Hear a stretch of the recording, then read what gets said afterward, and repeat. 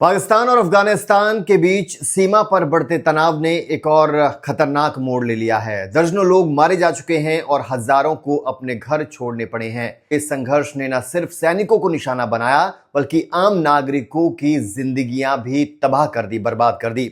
आइए डिटेल्स जानते हैं अब तक क्या कुछ हुआ है। अगर आपको यह वीडियो पसंद आए तो वीडियो को शेयर कीजिएगा, कमेंट कीजिए और चैनल को सब्सक्राइब कीजिए।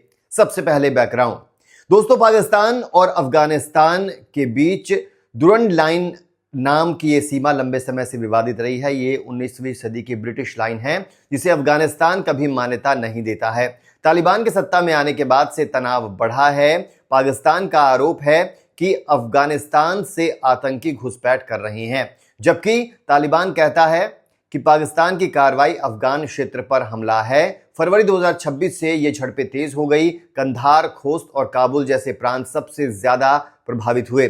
संयुक्त राष्ट्र की रिपोर्ट के मुताबिक 26 फरवरी से 3 मार्च तक हवाई हमलों और सीमा संघर्ष ने 10 अफगान प्रांतों को निशाना बनाया। हालिया घटनाओं की बात करते हैं। ताजा स्थिति क्या है, अब आते हैं हाल की घटनाओं पर। 4 मार्च 2026 को पाकिस्तानी सेना ने अफगान तालिबान के सैनिकों पर हमला कर दिया, जिसमें भारी गोलीबारी और विस्फोट हुए। अफगानिस्तान के रक्षा मंत्रालय ने दावा किया है कि उनके सैनिकों ने पाकिस्तानी चौकियों पर जवाबी कार्रवाई की, जिसमें दर्जनों पाकिस्तानी सैनिक मारे या घायल हो गए। दूसरी तरफ पाकिस्तान कहता है कि अफगान तालिबान ने उनकी सीमा पर हमला किया, जिसका जवाब देते हुए 67 तालिबान सैनिक मारे गए। रॉयटर्स की रिपोर्ट के मुताबिक इन झड़पों से सीमा पर डर का माहौल बन गया है। स्थानीय लोग घरों में छिपे हुए हैं और स्कूल, कॉलेज, बाजार बंद हैं। अल जजीरा के मुताबिक यह संघर्ष फरवरी से चला आ रहा है और अब यह युद्ध की शक्ल ले चुका है।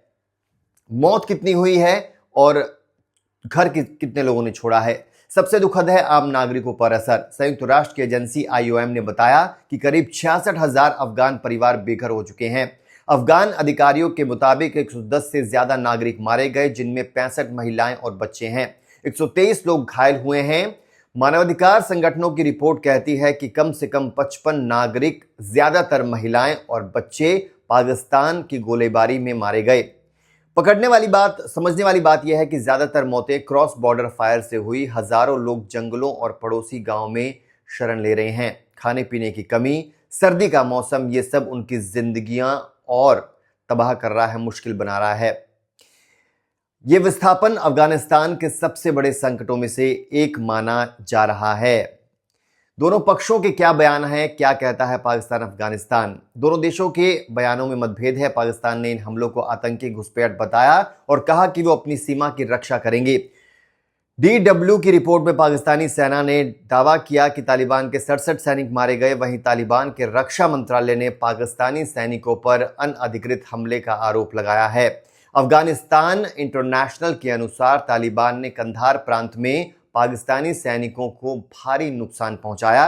दोनों तरफ से ये दावे हैं, लेकिन तथ्य जांच में सच्चाई साफ नहीं हो पाई। अंतर्राष्ट्रीय मीडिया जैसे रॉयटर्स कह रहा है कि ये बयान तनाव को और बढ़ा रहा है।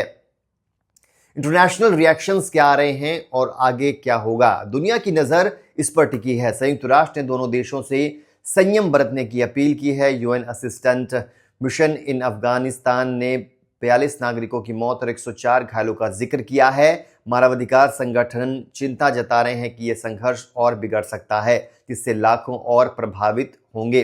भारत जैसे पड़ोसी देश सतर्क हैं क्योंकि यह क्षेत्रीय स्थिरता को प्रभावित कर सकता है। आर्थिक रूप से अफगानिस्तान पहले ही संकट में है। यह विस्थापन भुखमरी को बढ़ावा देगा। एक्सपर्ट्स कहते हैं कि दुरंड लाइन का मुद्दा हल ना हुआ तो ये लंबा खींच सकता है। दोस्तों, ये संघर्ष सिर्फ 2 देशों की लड़ाई नहीं बल्कि हजारों निर्दोषों की त्रासदी है। उम्मीद है कि बातचीत से ये रुके। आपकी क्या राय है, कमेंट्स में जरूर बताएं।